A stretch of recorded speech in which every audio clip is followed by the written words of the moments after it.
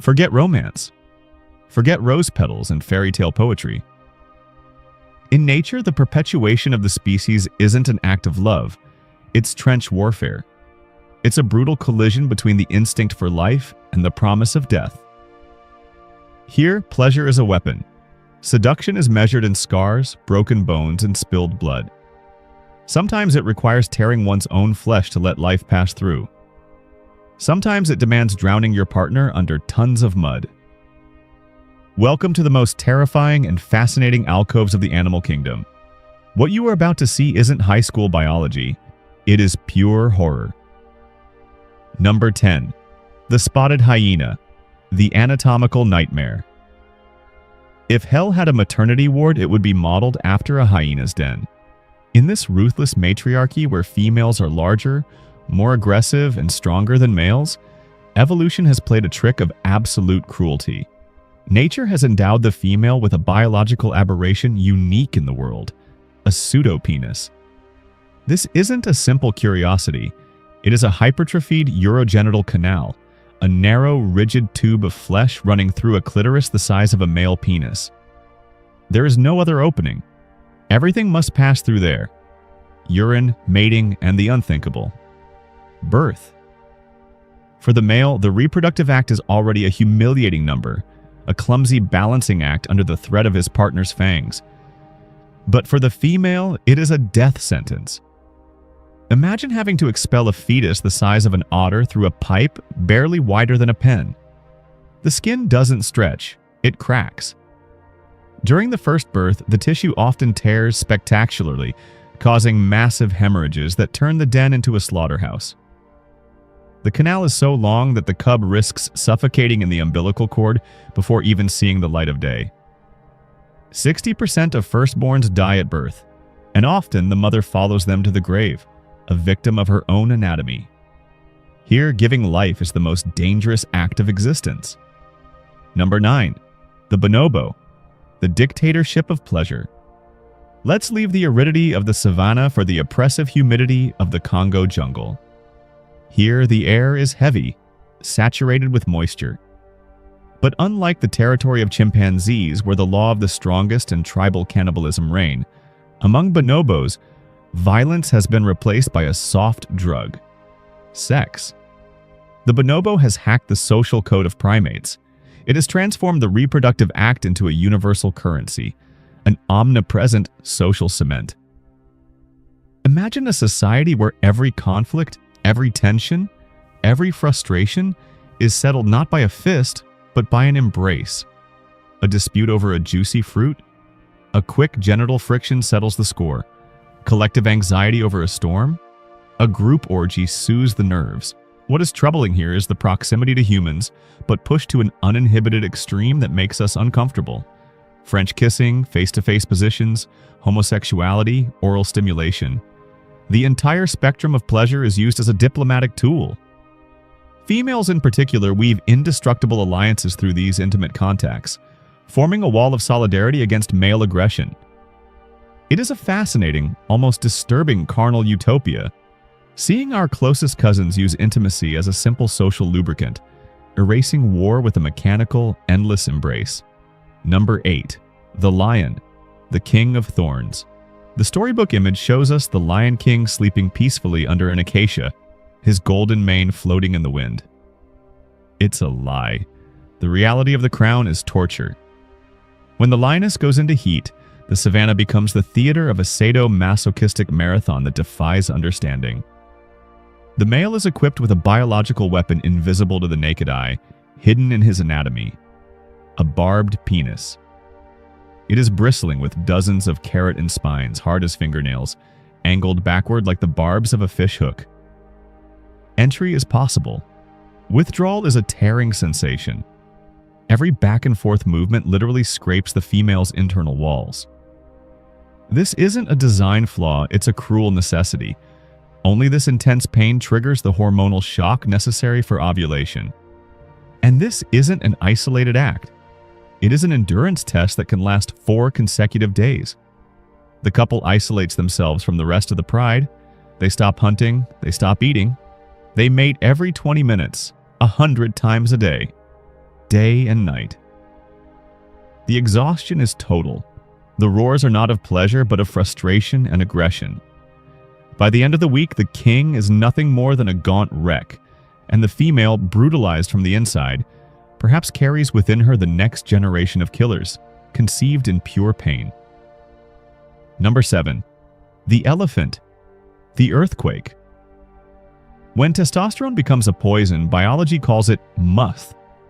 It is the state of temporary madness that seizes the male elephant, transforming him into an uncontrollable titan. His hormonal levels don't just rise, they explode, multiplying by 60 compared to normal. An oily, black, foul-smelling substance leaks down his temples, marking his face like chemical war paint. In this state, he is a living siege engine, ready to trample entire trees, overturn vehicles, or kill rivals to find a mate. He is in a trance, guided by blind reproductive rage. But the female's response is just as titanic, though invisible. She doesn't scream. She makes the earth vibrate. She emits infrasound, frequencies so low the human ear cannot catch them, but which travel through the ground for miles. It is a seismic call. When these two colossi finally meet, it isn't a simple encounter. It is a continental collision. Their trunks, organs of incredible sensitivity capable of lifting a log or picking a flower, intertwine in a heavy, sensual dance. The weight of their bodies literally shakes the ground beneath your feet. It is romance on a geological scale. Number 6. The Fossa. The Siege of the Canopy, Madagascar. An island continent isolated from the rest of the world, where evolution has taken tortuous paths. In the dizzying heights of the rainforest, a drama plays out 60 feet above the ground, far from prying eyes. The Fossa, this apex predator with the hybrid look of a cat and a mongoose, practices love like a medieval siege. The female chooses a specific tree, often the same one used for generations, and settles on the highest branch. She becomes the queen of the canopy. Below, it's civil war. Males amass at the foot of the tree, howling, fighting, tearing each other apart for the right to climb. But reaching the summit is only the beginning of the ordeal. Mating for the Fossa is physical sequestration. Once the winning male is in position, they remain linked to each other by a complex anatomical lock, a copulatory tie. This lasts for hours, 3 hours, 4 hours, sometimes more. They are there in precarious balance over the void, exhausted, panting. The female may mate with several males in succession over several days, turning the tree into a continuous revolving door where exhaustion is the only limit. A fall would mean death, but the instinct for life keeps them nailed to the bark. Hey, let's take a breather. I have a horrible question for you in the comments. If you had to choose your end, what is the least worst? Option A, the praying mantis. The ultimate pleasure, but she eats your skull during the act. Option B, the antechinus. 2 weeks of nonstop sex, no sleep, until your body literally rots from exhaustion. So, team headless or team zombie? Drop your choice, I want to see this. Number 5, the rhinoceros, armored love. Back to brute brutality. If the elephant is an earthquake, the rhinoceros is a slow-motion train wreck. There is no room for subtlety here. These animals are vestiges of prehistory, biological tanks covered in plates of skin as thick as concrete. The female rhinoceros is one of the hardest creatures on the planet to seduce. She does not accept weakness. For her, courtship is a duel, a real fight, horn against horn, tons of muscle propelled against each other in clouds of ochre dust. She charges the male with unheard-of violence. He must not flee.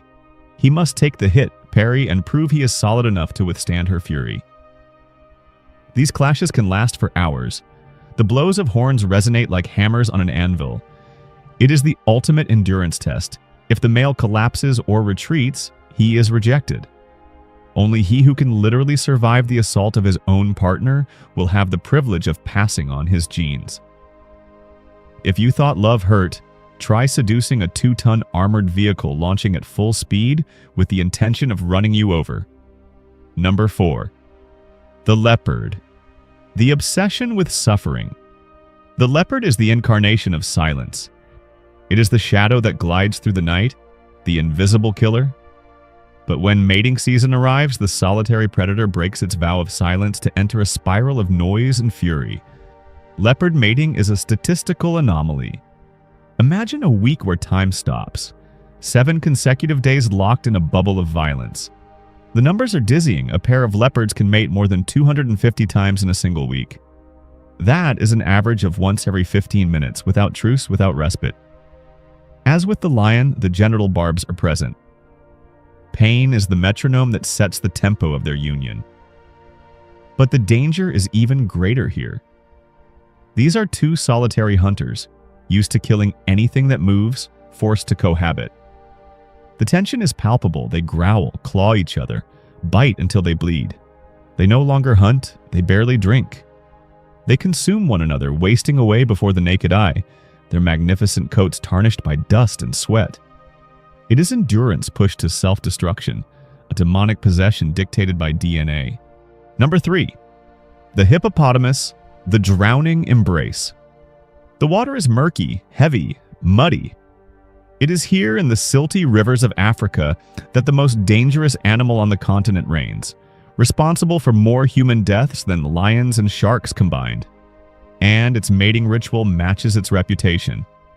Terrifying. The mating of the hippopotamus is an act of aquatic chaos.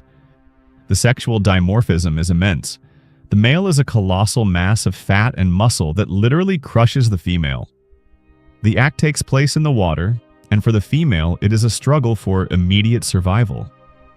The male often holds her entirely submerged under his titanic weight. While he secures his offspring, she must fight to glean a few seconds of oxygen at the surface, sticking just her nostrils out before being sent back into the depths. Around them, the water boils, whipped by the male's tail, which sprays his excrement in a fan to mark territory, turning the lagoon into a toxic soup. It is grim, it is suffocating, it is filthy. It brutally reminds us that beneath the calm surface of the water, terror reigns supreme. Number 2. The porcupine, the minesweeper. Here the danger isn't brute force nor drowning. The danger is surgical precision.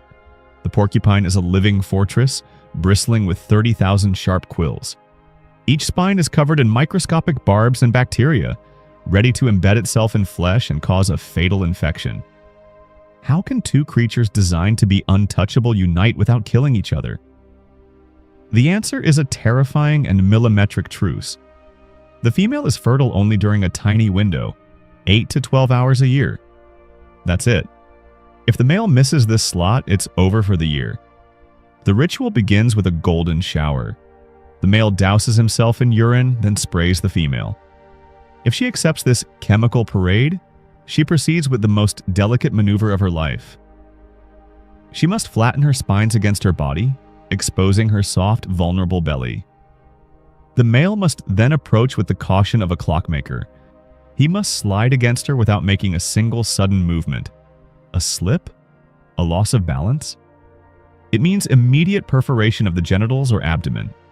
It is the sexual act experienced as a mind-sweeping operation, where the slightest error is paid for with death. Number 1. The giraffe.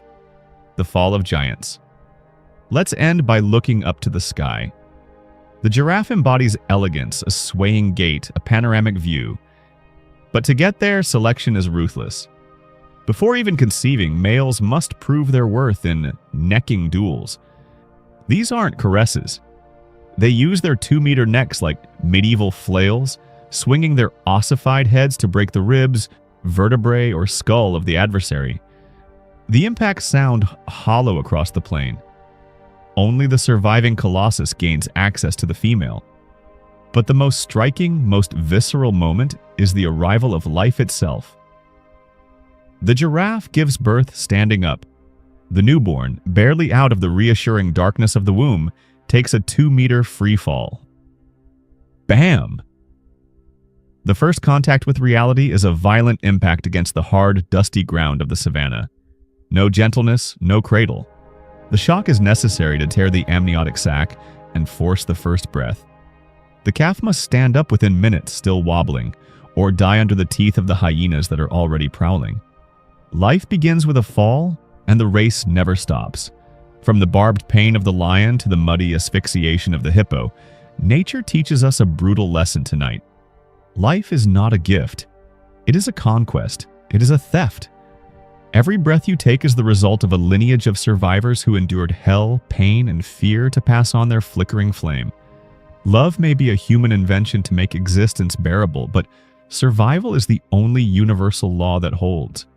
If this dive into biological darkness fascinated you, smash the subscribe button like a giraffe smashes a skull.